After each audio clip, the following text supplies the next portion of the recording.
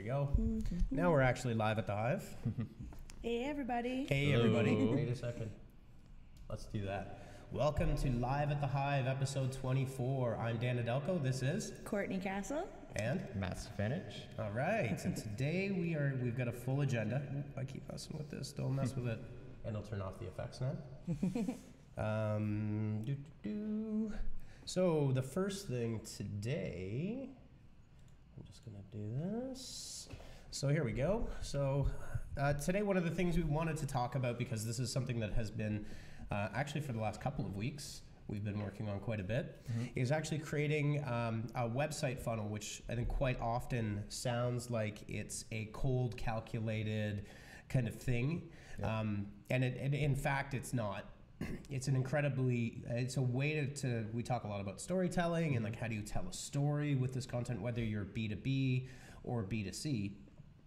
Creating like that storytelling notion that you hear all over the place, and then the question is, well, how exactly do I do that? Yeah, for sure. Exactly. Yeah, and it's really the backbone, kind of, especially like Dan mentioned, a web development or really your whole marketing. If you're looking at your communication strategy. And, you know, as people mention storytelling a lot, you'll hear a lot of really great marketers talk about storytelling. And it is actually a practical, like tactical thing. It's not just like a high level, like, let's all tell stories. So It is actually extremely important for your lead generation, especially if you're looking at building a website or revamping your website or anything like that. Yep. If you have it doesn't really matter what it is. If you've got an e-commerce store, if you're reselling goods, if you're an affiliate, if you're a B2B marketer with a complex product, you have to really do the same thing, just in a slightly different way, obviously. Right? If your product is $150,000 versus $50 or $10, it's different. Yeah. Think of it as like a short story versus like the great American novel. You know, what kind of a sales cycle do you have? How much information does this person really need from you before making that decision? So yeah. Exactly. So one of the things, and you know, one of the things we try to focus on this live stream is really like, you know, in the trenches, like how do you actually do this thing? Yeah. Instead of just, because you read about it and then nobody says. Very few people say, well, this is actually how you do it. They just tell a great story or you won't sell anything. Well, that's it. Yeah, tell a story, but what does that mean? How do I do it? I don't understand. So one of the things that we want to do is kind of go over how we create that funnel. Where do you get the content from? And there's a few easy ways to do that. And then how do you repurpose that content to make it presentable? And then achieve the goal of driving the conversation back to your website or to your landing page, so that you're kind of reintroducing your brand. Again, another one of the things we talk about is like at least 6 touches with a new lead for them to recognize who you are and build your brand, right? So I think one of the first things is, how do you begin mapping content into these flows? Well, I think ideally you have to find your content. For sure. Yeah, a lot of people don't realize they already have a lot of content existing. Typically what we'll do before we start creating is look at the obvious places like social media and your website. But the sales team is also, and sales assets are often overlooked. And they're actually usually really great tools that could be repurposed for marketing and front-facing materials as well. So a lot of the times our clients will come to us and be like, I don't got anything. I don't have a blog. I don't have anything. And they actually do have a lot more, and they're just not really thinking about their internal documents as well. So yeah, kind of grouping together what you already have is probably where I would start personally before you go ahead and start creating new content. So hey, April. Okay, sorry, we were a little bit behind there on pulling up the comment stream, but we've got a couple of things here. I'll get to the comments later. Andrew, you can wait. Sorry. Nicole says hey, though. You have to say hey to Nicole. Well, yes, my wife. Hi, honey. Thanks for joining this live stream. It's a good thing my mom and my wife are on the stream today. There you go. There you go. Oh, and I'm going to create this Doppler effect. Watch this. This is pretty cool. Oh, no. We're streaming us, watching a stream of us. Inception live stream. Wait. We were talking about being hipster today, so that's this is it, right? Doesn't get any more meta than that. And by the way, Matt, congratulations on that beard. Oh, thank you. Thank you. It's a work in progress. I meant to actually mention that to you earlier. You know, I can't shave it off once I get back from vacation because it'll just be white. That's true. I think we're actually gonna have a live stream featuring Matt's beard. We should get all the beards in here. Get Andrew in here. Full beard. You know? Yeah. Well, Andrew's really beard and fro. It's a dual thing for him. But it's really the beard and the flannel. That makes it. There was a guy standing outside. I thought it was you earlier. Oh, really? I swear to God. Beanie pending soon. Absolutely. Yeah. I was like, is that Stefanich? I have no idea. Is that him? We are by Communitech. We are at the tannery. Dylan's saying these new effects are fancy. Yes, they are. And Dylan is saying he'd watch a beard stream. There you go. You know, whatever floats your boat, my friend. Yes, we should do it. And if you do it, we would have to do it from Settlement.com. Clearly. Oh, absolutely. Yes, and we would have to put an overlay, like low contrast filter over top of it. Yeah. Yes. For sure. And then we'll do a video of you guys driving away in like a convertible or something, and just axe over our shoulder. Yeah, something like that. On your way to, on your way to Coachella. Perfect. Yes. And the circle is complete. Okay. Anyways, after that slight deviation of focus. Okay, so collecting your content. So just to get back to it, the first and easiest place to collect your content I always find is your email inbox. Mm-hmm. When you're explaining things to your partners or your colleagues or whomever, quite often people are writing out tons of content that you could just literally copy and paste and turn it into either a product explainer, sometimes it's a script for a video, attachments that people send you within your organization. Those are all, and again, to Courtney's point, it's true. People say they don't create content, but you are all content creators in 2018. There is no such thing as someone that doesn't create content, right? If someone asks you a question about your product and you have to give them, an answer, perhaps it's a couple paragraphs long, like that is content. That could be repurposed into a social media post, or, perhaps it's an idea for, a little video you Even could the create. Reviews on your page, everything like that can be reused for content as well. Yeah. Absolutely. Your customer service desk will always have tons of FAQ material. They're always answering questions. And that can all be turned into really good stuff. So that's the first thing, is just hunt down in your shared drive, anything starting with your email inbox and search for attachments. It's a great way to kind of start that process and get it going. So get the notion out of your head that you're not a content creator, because regardless of who you are, I guarantee you that you are a content creator. You just don't call yourself that. And then the next thing to really kind of look at is, okay, now you've got all this content, crack open an Excel sheet or a Google sheet and just start creating a map. What's the title of it? Where does it live? What could you use it for? That is probably the easiest and least sophisticated, although we use it all the time because it just works, right?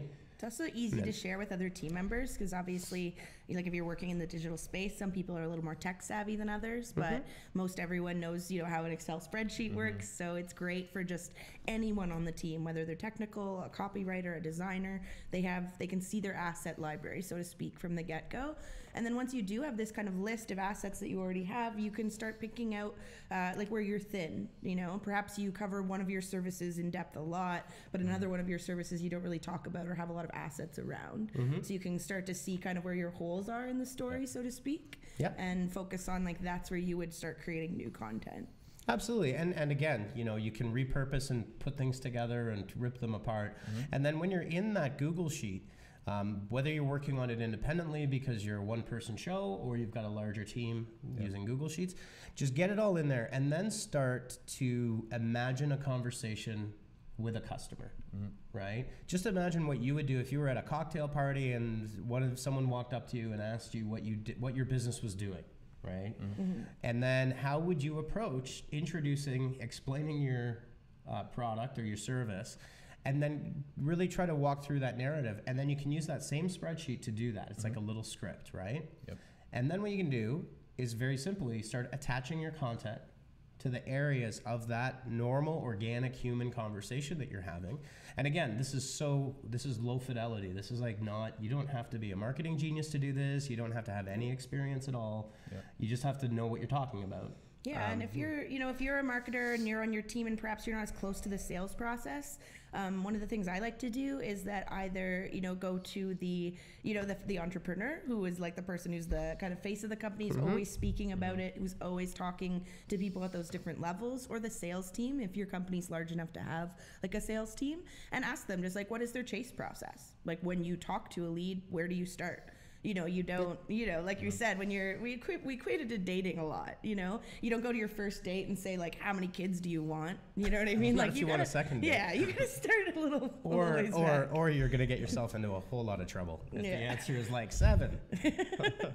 But you get me. You gotta feel it out first and start with, you know, the pain points, really, what brought people there before you can get into like product detail or telling them about you. So absolutely. So and again, I think that the important thing to understand or to focus on or think about is if you're a one-person entrepreneur, you have every capability to do this just as well as a large, experienced organization, and probably even more effectively in a lot of ways, because entrepreneurs, whether you're, you know, a mechanic or whether you have an Etsy store or whether you're making cakes and pastries, it doesn't matter. But the person with the most knowledge and the most passion behind it can do this most quickly by themselves, right? So once you get to that point, and let me just, I'm gonna just jump back here. Got Curtis and Dave join the live Curtis stream. And Dave. Hey guys, how's it going? Welcome. So now you've got your script about how you would introduce your product, and again, we're trying to build a natural funnel and a flow that would trigger via email or social media to tell your story to a lead from the first time you talk to them all the way to them being a customer and then keeping them as a customer. Once you have that laid out, you just create another column in your spreadsheet. And just think about the best place. Where do you think that narrative would fit most effectively? Would it in an email, one-to-one, for on a social media post, on a social media boosted advertising post, using a custom audience that would be your actual leads, so that picks up, and you're not just introducing that to people that don't know you.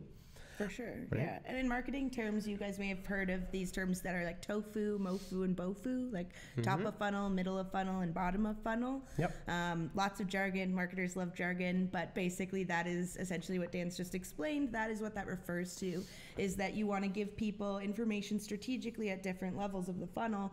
And, you know, something that's in a social media post would be much more high level. Like this person could be scrolling through their Facebook feed and may never have heard of your company, as opposed to someone who's receiving an email from you is on your subscriber list, who obviously knows you. So we can relate top of funnel, middle of funnel, and bottom of funnel to a relationship. So top of funnel is like the early days of dating.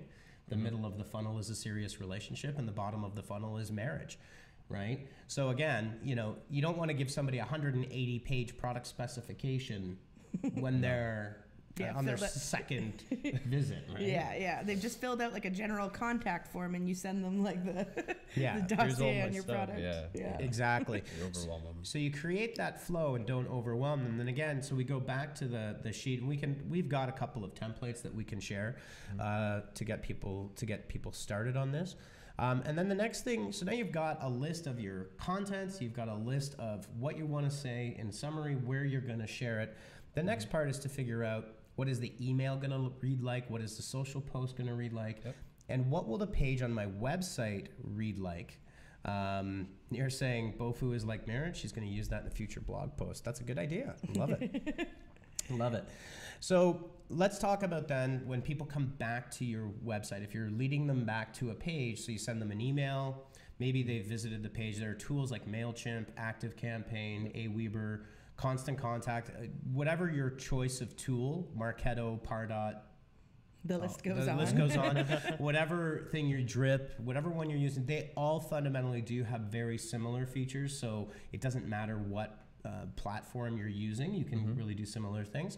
And then you want to create pages on your website that will allow people to download that content easily and quickly that you've created. So maybe you've created an informational PDF. Maybe you've done an infographic. Maybe, you know, whatever it might be. And the next thing you want to do is think about the almighty landing page. So we've got a couple of examples here that I kind of wanted to walk through quickly. And it's really about if anybody in the marketing world is out there, you're familiar with HubSpot. HubSpot is probably more famous for their own marketing rather than even their product, to be honest with you. Which is a capable product, but their marketing is actually really quite outstanding. Yeah, they really do set the bar as content marketers in the industry. Like, I've loved them since I started in marketing, and I still find their resources valuable. But yeah, if you haven't checked out HubSpot's content or resource library, please do. They love to give away templates, stock photos, you name it. It's really great, especially if you're kind of operating on a bit of a budget or if you're an all-in-one marketer. Yeah, well, I think one of the things that's really effective about HubSpot's content marketing strategy is they don't talk about their product ever, if you notice that.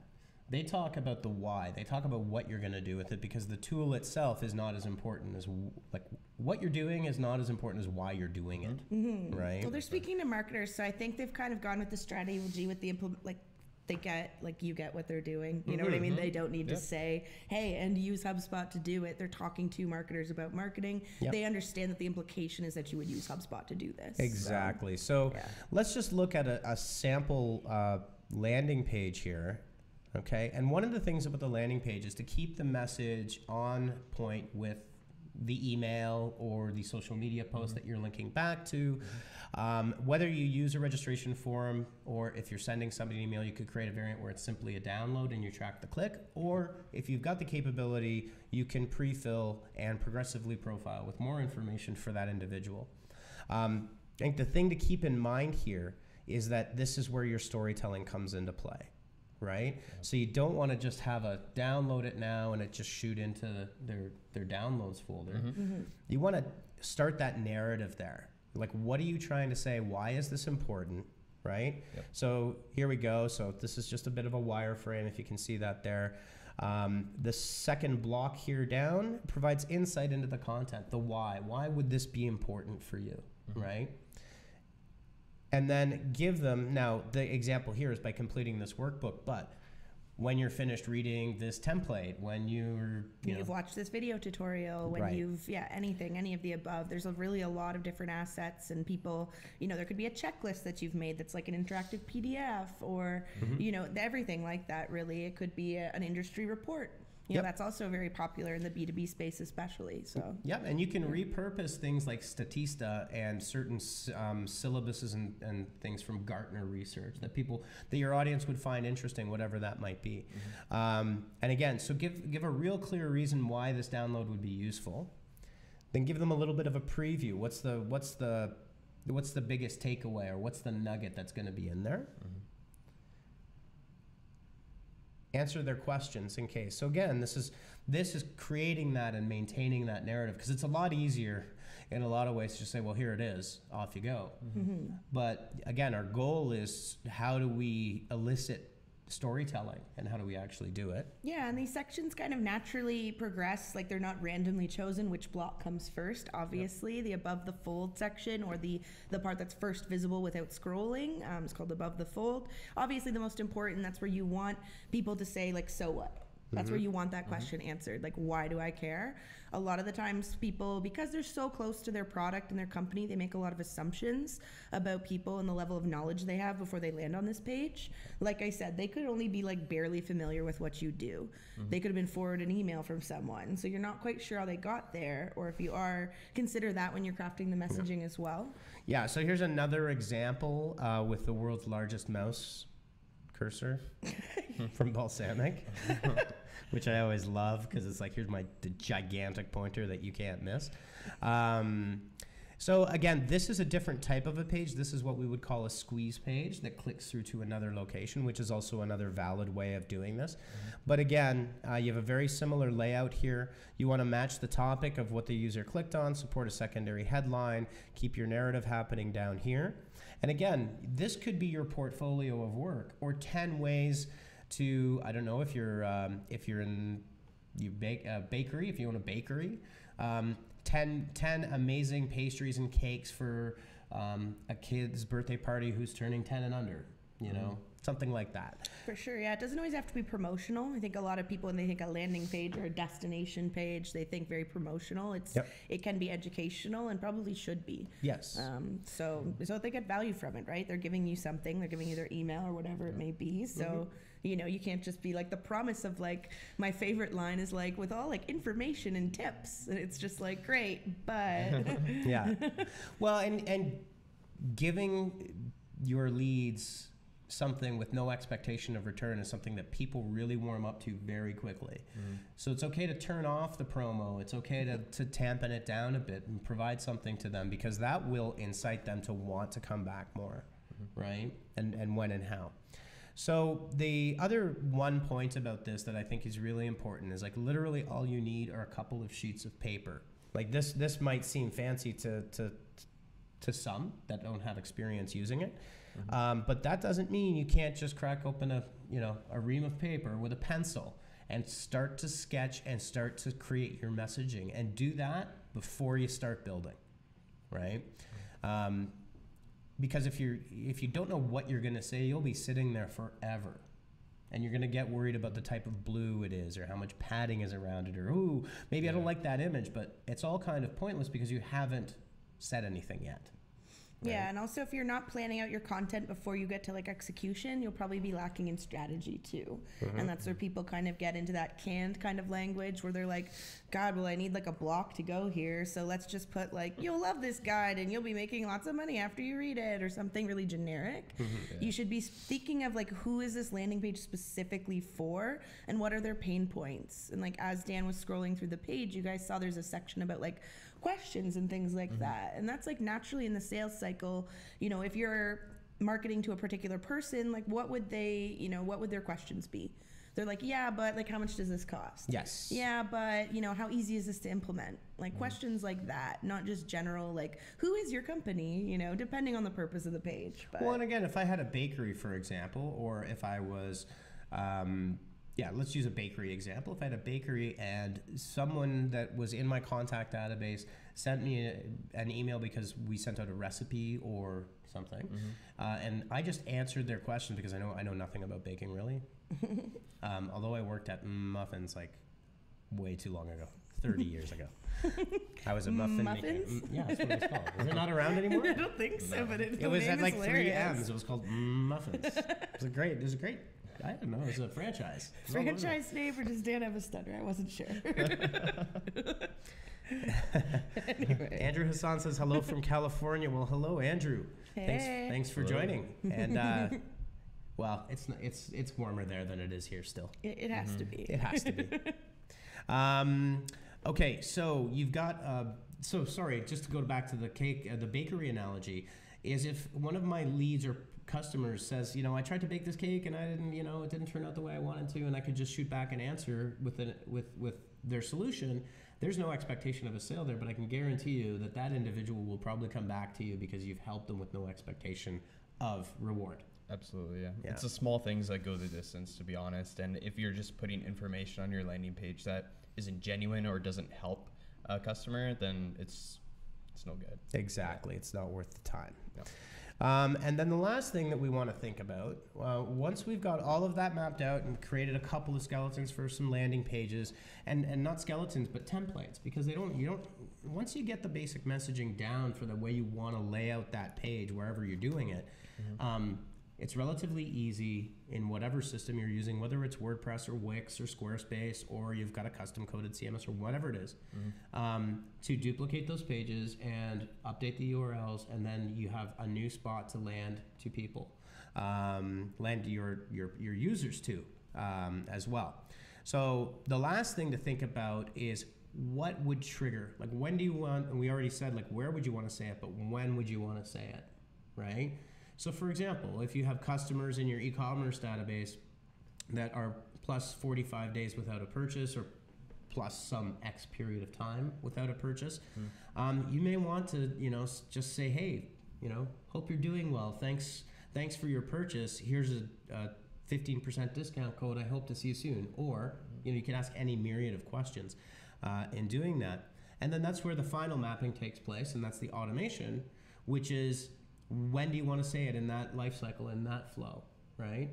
And using that little 4-step process right here, you are storytelling, right? And that's hopefully useful for all of you out there, because again, it's something I read, probably like 5 different articles this week that I ran into that stuff about the importance of storytelling. And not a single one of them actually said how anybody can realistically do that. So.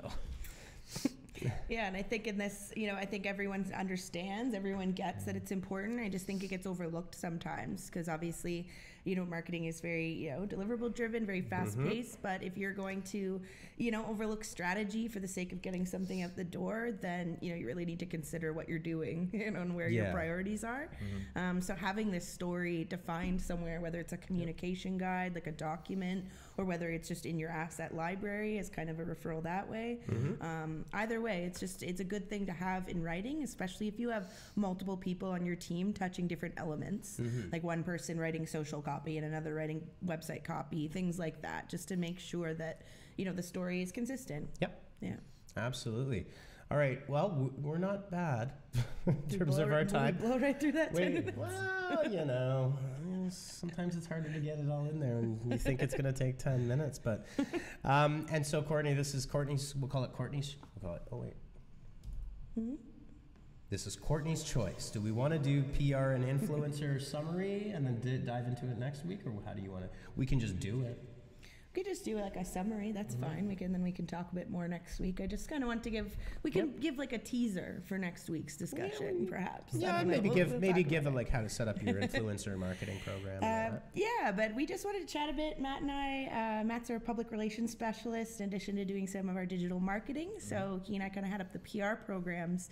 And sometimes we get odd questions like PR, isn't that kind of like an industry unto itself? And like, how does that fit into the digital marketing umbrella? And we've been doing a lot of kind of talks lately with different companies and at some local schools in Waterloo region just about social media marketing. And it's really kind of blurring the lines. Social media used to be this little umbrella by itself, like everyone. We kind of mentioned it a couple times in the past that social media and PR and influencers like all kind of overlap each other now, very much like a Venn diagram, so to speak. So, when we do put together our PR strategy, we're using it to support these other programs and other activities going on. So one question we get asked a lot is about like when these companies have people who support them and these influencers, like where do you get them from? Like you're not just randomly going to their website and grabbing like their contact email and like emailing them hoping that they might email you back. There's actually some really good tactics that you can use to find influencers who are already naturally and genuinely engaged with your brand. So that's kind of, I just wanted to point out a couple tactics for you guys today. If you are looking at like your social media channels limping along and you're not getting a lot of growth and you're like, how do I leverage these partnerships? Or if you have a product and you see other people in your space having influencers posting on behalf of them, it's like, how do I get there? Like, how do I do that? It's really, there's a couple of basic places. I'm sorry, I have to interrupt. What? I'm the social media manager here. What's up? Brandon Shoemaker says, irrelevant to the beekeeping you do here. Woman in the middle, your shirt is on point. 10 out of 10 would wear. Bam. Good stuff. There you go. Thanks a lot, Brandon. That's the best comment I think we've ever had. The fashion moment here on Live at the Hive. We aren't technically beekeepers. We have friends that are beekeepers. Susan? She is a beekeeper. She is a beekeeper. Legit. Yeah, but anyways. Sponsor her. Please. Hive. Proceed to your destination. Go ahead. Yeah, so influencer tactics. My first favorite place to look is in my social media analytics. Twitter does a lovely job in their insights where it will tell you the top largest accounts that have mentioned you within certain time periods. So if you haven't looked at that metric, for sure go into your Twitter insights and your analytics, and it will literally just hand you like the top 5 people who have engaged with you in the last month. And you should start building out kind of a list and keeping track.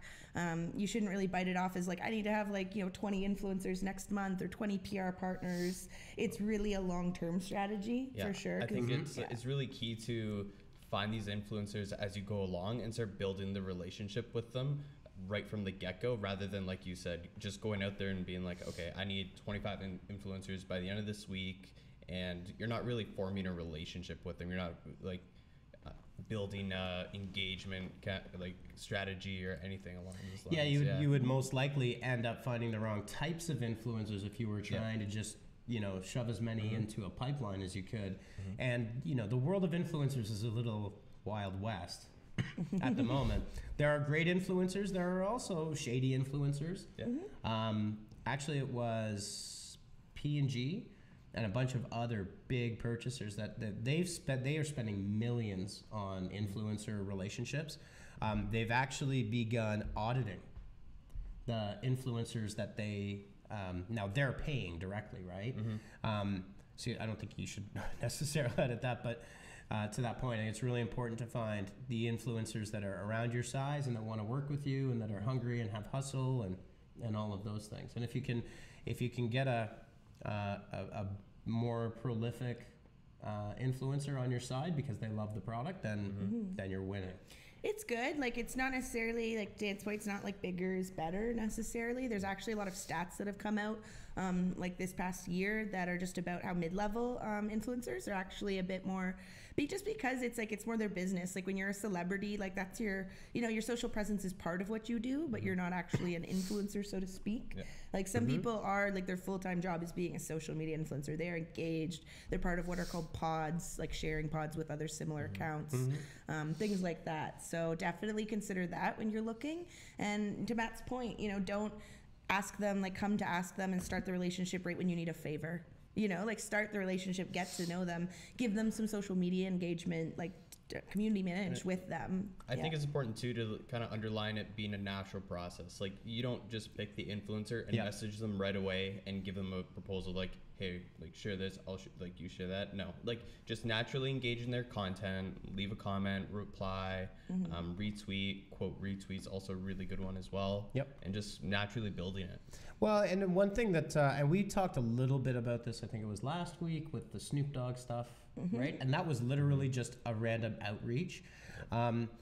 Always start with a thoughtful, I think it's important. So if they have a live video, for example, and it's 5 minutes long, try to find something that's, hey, I really love the last live video you were doing at 4 minutes. That joke you cracked was really funny, or that whatever you did was really great. And what that does is it makes the person you're contacting, it starts off on the right foot because you're watching their stuff, which to anybody that is, whether they're in television and they have a strong social media influence or they started in social, it's all the same thing. They're content creators. They're working hard to create content. And if you show a genuine appreciation, if it's Joe Rogan, or use somebody that has an hour-long show or podcast, get something specifically in there. Do your research and watch their stuff. I hope you're watching their stuff if you're wanting to partner with them. But that starts a conversation off on an amazing first step. If they sell an ebook, buy the ebook for $10, right? Buy their product. That kind of thing. For sure. And definitely consider it a longer term strategy. And from the same perspective, how like PR kind of comes into play is that PR, like obviously it's great for many reasons. It's great for brand building, it's great for backlinks, but it can also be great for your influencer program as well. If you see influencers, and not necessarily an individual, but also like publications and things like that are picking up your PR releases, then why not reach out to them? Like if you are doing a wire release, that is automated and things like that, but follow up, see where your release was picked up, see who retweeted it, things like that, and then just reach out to them or just start the conversation organically with that intent. I would not, I hate when people are like, oh, don't shoehorn your influencers into your campaign and be like, oh, I need 10 influencers by next week. Because that's not realistic. That's not how it works. But to Matt's point and Dan's point, it's a relationship. So start now, and perhaps 6 months from now, you might have 5 or 10 influencers that you're working with and that are loyal to you and are on brand too with what you're trying to do. So I think one of the questions that came to mind when I saw that topic, because I know this is kind of in your guys' wheelhouse, but what are the KPIs that you're going to use to measure? What does success look like? What does it mean? And how are you gonna track that? What are some of the things that you guys look for when you're doing that? Yeah, so with influencers, I think particularly a lot of the times influencers try to sell themselves in similar to how traditional marketing is sold, with impressions and things like that. Impressions are great, reach and having large audience numbers are great, but really as a marketer, it's the engagement that I'm looking at. So if an influencer I'm working with is just sending me oh, I made a post for you and it got 10,000 views, that's great, but how many people engaged with the post? How many people clicked through on the link that you were promoting and the actual end result? So I would definitely be using things like tracking links to watch that kind of thing, looking in your Google Analytics at your site traffic, that kind of thing. And I think when you're first finding these influencers too, people tend to go for the big ones. And like you said, yeah, you do get lots of impressions for sure. Yep. But it's the medium influencers who generate the clicks, generate like the... Yep. You know what I mean? The leads. Yeah, like think about if a celebrity posts about your product and like, yes, okay, you get a large visibility, but if someone in that particular niche were to post about it, like those are more qualified. So like niche influencers are typically what everyone's speaking about right now. Yeah. And getting people in your particular area who have people who are genuinely interested, not just kind of, looky-loos being like, oh, cool, what's this celebrity talking about or whomever. So we don't often talk about our clients, but I do want to bring up one of my favorite people in the world, but Food Cycle Science, the Food Cycler, we work very closely with them. Go check it out, Food Cycler, nofoodwaste.com. But one of the things is, for that particular product, we had some outreach with Canadian cooking host and personality. Yeah, an eco-journalist. It was totally natural. We were just, we actually alerted, that they were featured on a show. On the Marilyn Dennis show. So it was a great little feature, totally organic, totally unsolicited. And, there are two options really in the PR world. You have to act quickly. Like either you sit and say, great that they featured us. Or you could find out who this person is, reach out to them, thank them. First of all, they gave you a free shout out, which is actually quite valuable when you're talking about like television as well, right? So it's actually quite a free piece of media they've given you. And, if they're already naturally interested and know about your product, like it's just, they're basically handing it to you and it's like, well, let's do something together, but from like a community building perspective, not like like we said, don't jump down their throat and be like, oh, do this favor for me right away. More from this person is on point. They're trying to, they have the same goals and the same mission as the company that you're working with. And I think just one of the things, I don't know if we're done on this topic, but we can certainly do a deeper dive into it. But I think one of the things that's important too is to be very holistic about integrating your influencer and PR. I think the misconception is that PR is you're throwing some stuff on the wire and calling it a day. That might have been back in the day. It was like a wire release. Not that a wire release isn't valuable. We still do them for sure. No, absolutely. Yeah. But I think that's where the bridge between PR and digital marketing is that it's that key relationship building where it's going to take your message to the next step. Right? Yeah. And like I said, one of the best PR guys that I ever had the pleasure of working with, his name is Christopher Ian Bennett III. The third. Is still a great friend of mine. Like literally, he had a personal Rolodex, like the old-fashioned kind. Even then, that was like, what are you doing? But it was all of he was an incredible, and he is an incredible relationship builder. And so he was able to pick up the phone or shoot an email off, and he just had relationships all over the place. So if we wanted to get into the Vancouver Sun, we could do that, right? And it was all just friendly, like, hey, how's it going? And that's still a big part of it, even though the channels are evolving. Yeah, I'm a huge advocate of it. I find that like networking goes hand in hand with PR, and it's the exact same thing. If you are putting time and effort into it and you're expecting a result, like a payout next week, like that's the wrong attitude. It's a long-term strategy and it can be used really successfully.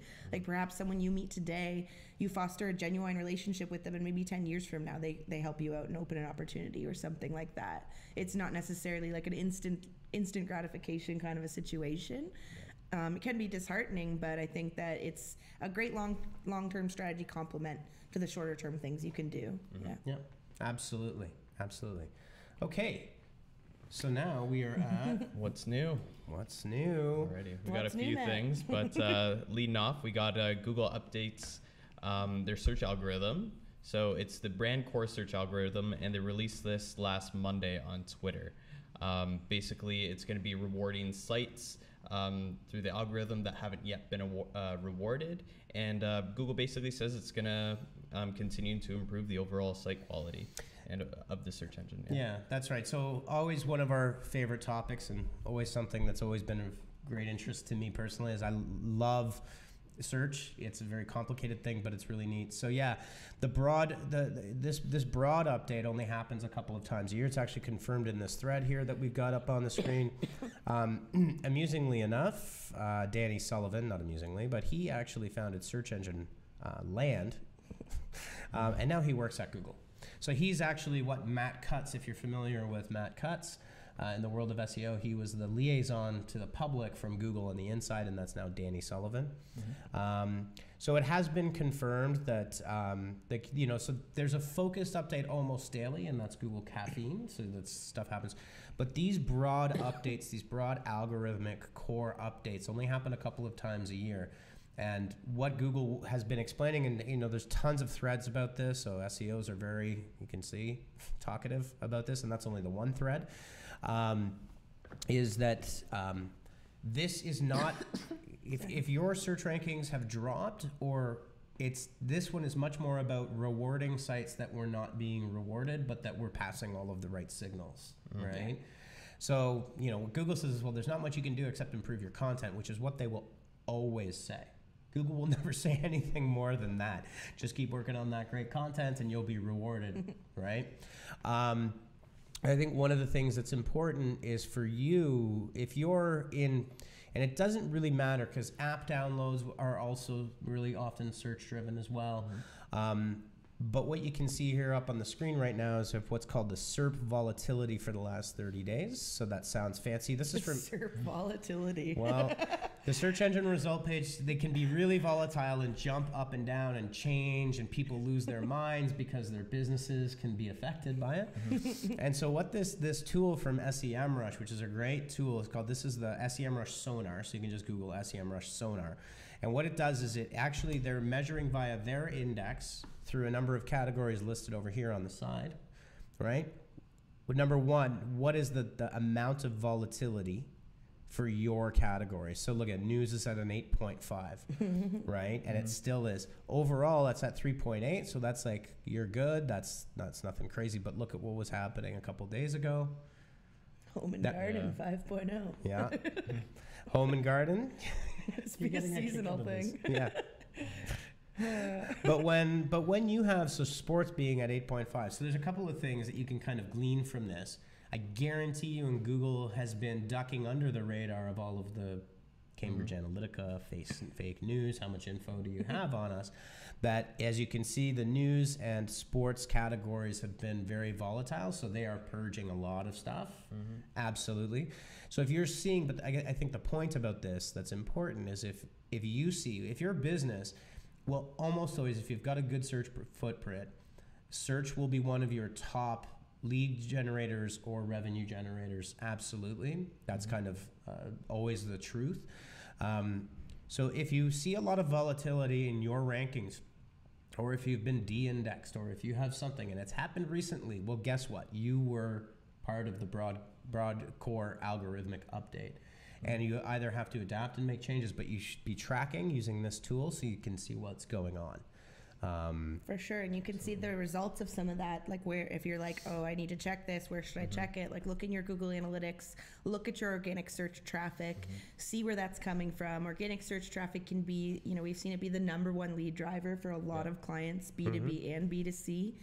It's very important, and it's also something that you can do as a marketer. It doesn't require ad spend. Yes, it does require resources. Like you can do search, obviously, but from an organic perspective with your rankings and just improving your site content, like that's something that should be iterative, that should just be part of your process.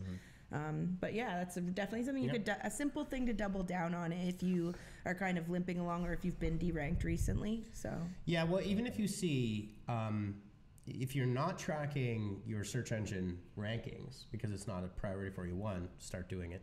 Two, if you're seeing something major happening, you should really, with your main domain, maybe your core keywords, then you know that you've got some attention to be placing on search and the quality and the health of your site. Brandon Shoemaker said that's a spicy chart. It is pretty spicy. I definitely agree there. It's pretty. I might even go so far as to call it slick or even sexy. SEMrush is really great. It's a great tool. It actually has a ton of free. You don't even need anything an account with them to watch this. Their free tools are really useful.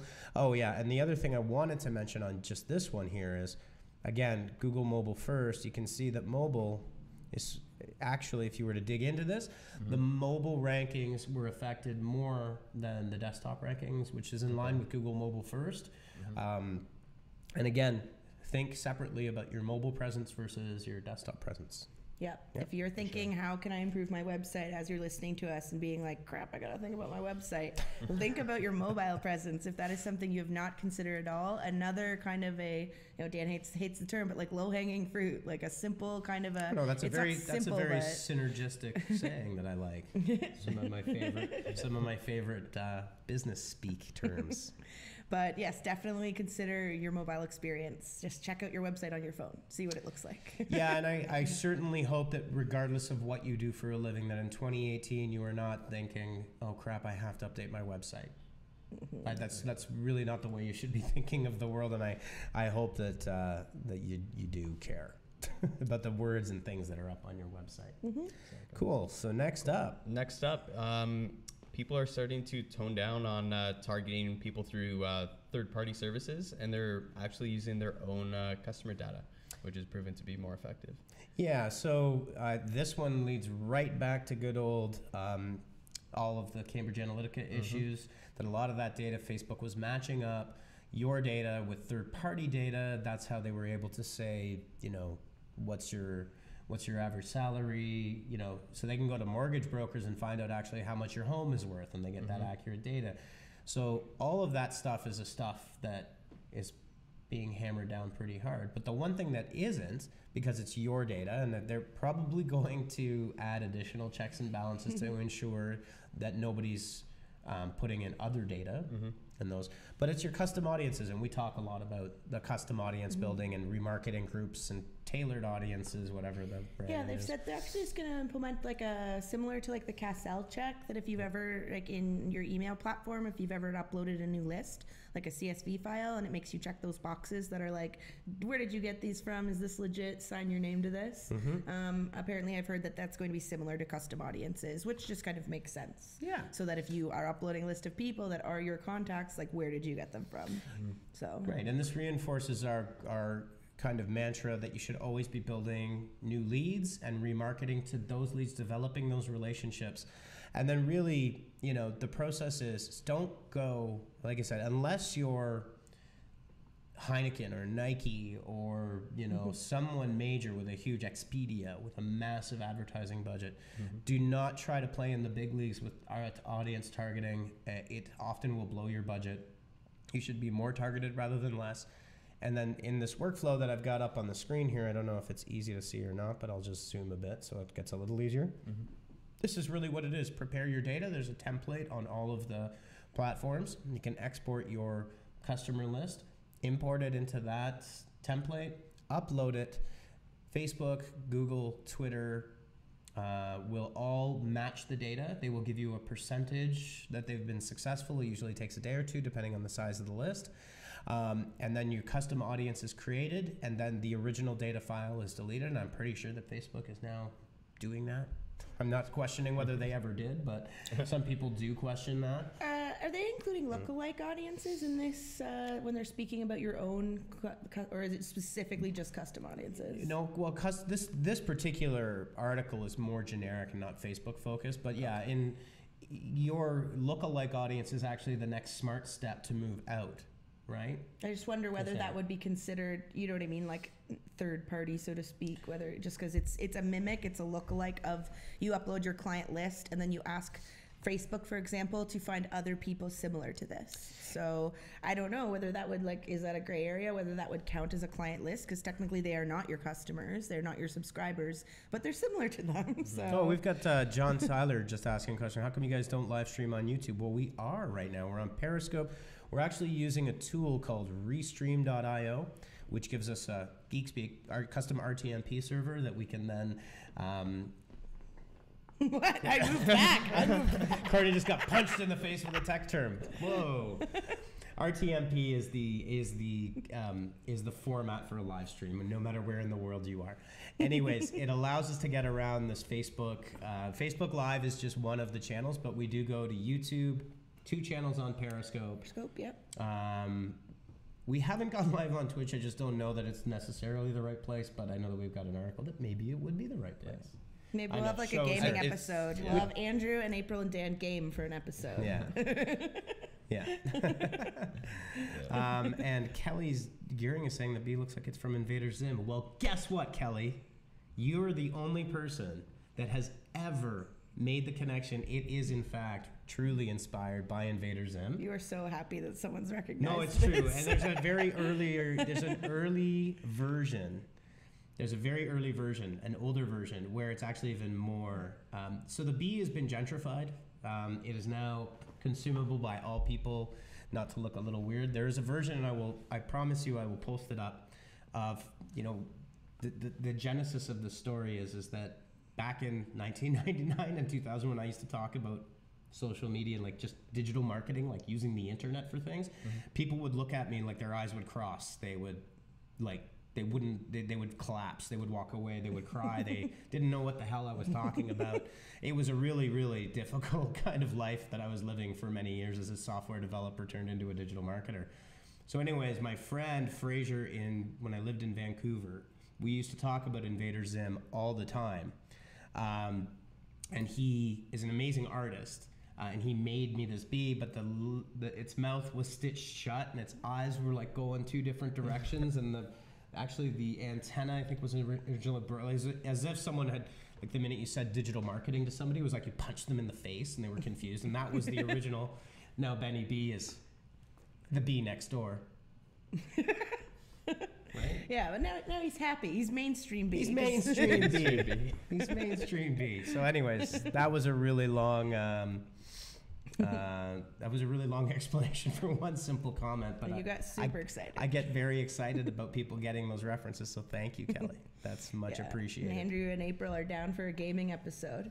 You guys pick a game and you will live stream to Twitch that day. I want in on that one too. Why? Okay, fine. Matt's in on it too. I don't want. We can game and talk about digital marketing at the same time. That's what I mean. So we got. I mean, there's a couple. Overwatch would be badass. What do you want to play, Matt?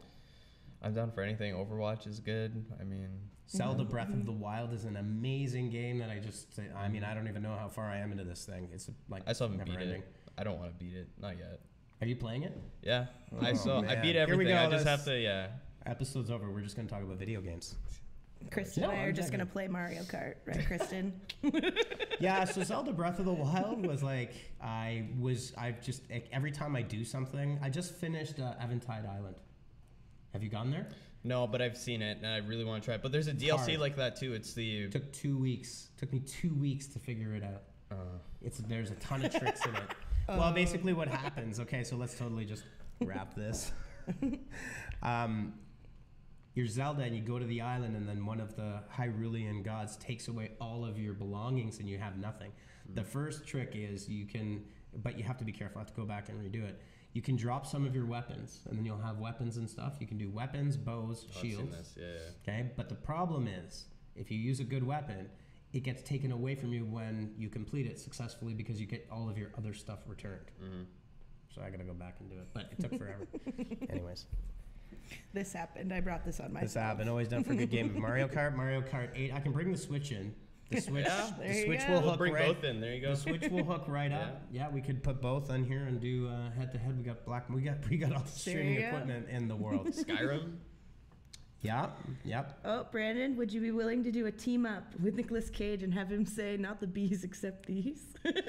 Brandon, wherever you're from, thank you for these comments. These are probably the most. Yes, absolutely. I would do anything with Nick Cage. I love him. You know what the best Nicolas Cage movie was? What is it? Con Air or The Rock? Okay. Tell me which one. My favorite was Lord of War, but you pick. Lord of War was really good. It's a pretty Lord of War, I love movie. Lord of War. That's very, very true. Yeah. So. Have you not seen Con Air? No, I have not. Con Air is an awesome Nicolas Cage movie. You've seen The Rock. Yes. Yeah. Yes. Sean Connery. Yes. Yeah. Yeah. The prison. John Yeah. Cusack. Yeah. Like many years ago. Yes. Yes. Unfortunately, Nicolas Cage always gets in trouble with his taxes or something. I don't know. I keep hearing about that stuff. Anyways, moving right along, you should be using custom audiences and lookalike audiences. And I don't think, but we would have to confirm, I don't think lookalike audiences, because my understanding of the lookalike audiences and who knows what's happening under the hood, is they're taking the demographic data, matching with the data that they have and not third-party data. Okay. Yeah. Well, third-party data was only coming into play for premier, like enterprise partners that were spending a ton of money.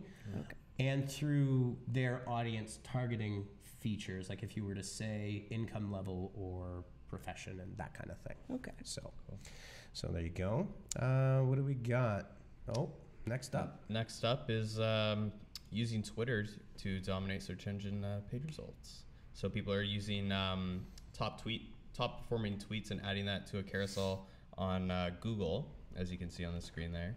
And yeah, people are to gain those. You can't necessarily put them up yourself. You have to rank them, so it's your top performing tweets. And another great way I was reading is someone during Hurricane Harvey put up a image of gas stations that are going to run out of gas, or which gas station has gas right now. And I guess CNN took that tweet, incorporated it into one of their articles, and boom, it just... So that is actually, I believe that guy was Gas Buddy. It's a bit further down. Yeah, it's further down here. Let me just scroll to it. So I think one of the things to keep in mind is, so yeah, you're correct. Yeah, Gas Buddy, Chris Silversmith. So Gas Buddy, by the way, is a great app if you've never used it. It tells you the gas prices wherever you are. So you can find the cheapest gas price, but they have coverage all over North America. Pretty amazing. A couple of things to keep in mind about this is you should initially, obviously, that carousel is like any other featured snippet on Google. So they come by lots of names. It's the knowledge graph, featured snippets, rich snippets, but this is an example. Twitter now has a most favored nation status with Google. And this was about a year ago that they introduced the carousel.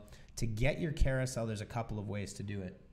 One, use the term that you want to show up with as either a hashtag or a term that you repeat frequently in your tweets. That's how you gain that authority. Also, integrate other prominent tweets in yours, but you have to be consistent about it. And that's why people typically will have the carousel for their brand name. Right, but if you want to, I wouldn't call this manipulation at all. Actually, this is optimization. For sure. Yeah, and we actually get asked about rich snippets a lot, about people who don't usually have them, because they're like, how do I get that? My competitor has, not only do you get much more space in the actual search than just the traditional bar, but obviously there's more chances for people to link through for other things that are interesting, like to Matt's point, capitalize on trending topics and offer something that's educational beyond just like an about us page or something. They're really popular. If you want to learn more about them, rich snippets, there's a lot of people talking about them and writing about them right now. But yeah, I think for social media it's interesting. Yeah, and you don't have to, so there's obviously technical areas around the open graph and rich snippets, and it's called schema. It's a schema. And it gets technical, but in the case of, for example, Twitter, you don't have any control over the delivery of that. That's Twitter talking to Google. It's how you use your content to take advantage of the fact that you know that feature exists and you know how to leverage it, right? Another good example of using, there's a bunch of ways that if you don't have an authoritative website, that you can use the prominence of third-party sites to take over search engine results pages. Another really good example is, so you've got your little website and you're trying to sell shoes and good luck, right? Well, if you've got something to say, you can go to medium.com and begin to blog and write consistently, long form, about your product, because you will inherit some amount of medium.com authority, right? So that will allow you to jump up in that search engine results page. Another way is obviously the Twitter carousel. Another one is to use a video sitemap, XML sitemap, and leverage YouTube, because Google obviously loves YouTube. And if you can strengthen up a few of your videos and your channel and do all the proper optimizations on the channel, you will rank where you would never have a possibility of ranking anywhere else. So those are just a couple of examples, but it is always a great strategy to use these kinds of techniques and be creative with how you do it. So it's a really good piece of advice for sure. For sure, yeah. And to the Twitter rich snippet, it's like it'll naturally happen for you if you have a solid hashtag strategy. Like to Dan's point, and you don't always, don't just randomly add your hashtags with like, oh, what am I thinking of today? Yeah. What's the random thing I'm using today? Hashtagging every word. Or, exactly, yeah. You should, in really doing it in that way, it should be strategic. Like you can have your branded hashtags, of course. Like we like to use Live at the Hive or Hive Life as well. But then we also have like hashtag SEO or hashtag social media marketing, and using them consistently so that it recognizes you as an expert on the topic and not just someone like posting one random tweet about it. So well, and keep in mind there's a lot of people that are interested in topics both on Instagram and on Twitter that will follow specific hashtags and look those up on a regular basis, right? Yeah. So you could be, you could be talking about your potential customers, but also peers in the industry to help build your prominence and help develop those influencer partnerships. Yeah, right. Exactly. Yeah, and it's if you're not doing it, you can't see the results of it. Like it should be done consistently, but like you'll get also just the random wins, like the time you used the coconut crab win when you got featured in Twitter Canada's story because we were working for one of our clients and Matt leveraged this coconut crab trending hashtag that just trends will happen just randomly, and if you're not watching and if you're not on top of that, then you won't be the one to capitalize on that. So specifically on Twitter, for example, watch what Twitter is publishing in their stories and find the most, because those stories stick around for a bit. They don't just go away. So if you see something that is trending in a certain type of Twitter story, get on it and you can add to it. Yeah, absolutely. Yeah, if you're a community manager or a social media marketer, you should be checking in on that trends bar every day and make sure it's set to, we're here in Waterloo, so we set ours to Toronto. Typically will default to like an American setting, but you can make them specific to your area as well. So or not if you don't want to. I mean, you can just also cater them to your page too, and those work great as well. Like you can get some pretty good trends and recent trends as well. Like once you get catered tweets, absolutely. Well, it's 1 hour and 3 minutes, and now it's 5:13. Everybody's gone from work now. Courtney was late. I was laughing at Kelly and she says her favorite movie is National Treasure 2 when he became a national treasure. You know what? I think National Treasure 2 was a I thought it was a really good movie. I've never seen either National Treasure movies because I'm just like a hermit. Highly was good. It was good. They're both got me. Sucked me in. And you're right, Kelly. Nicolas Cage is a national treasure. We go to Matt's room and he has like a Nicolas Cage poster on his wall. On his ceiling. Over his bed. What? And on that note, I think we are out of here for another successful. This is week 24 weeks concurrently, and we haven't missed a week. For sure. Now I have to teach somebody else how to do this whole schmozzle over here. Taking applications for the Live at the Hive producer. There's a whole bunch of stuff going on. All right, everybody. Well, thanks for joining us. Have a great week, and we will see you next week. Yeah, have a good weekend. Thank you.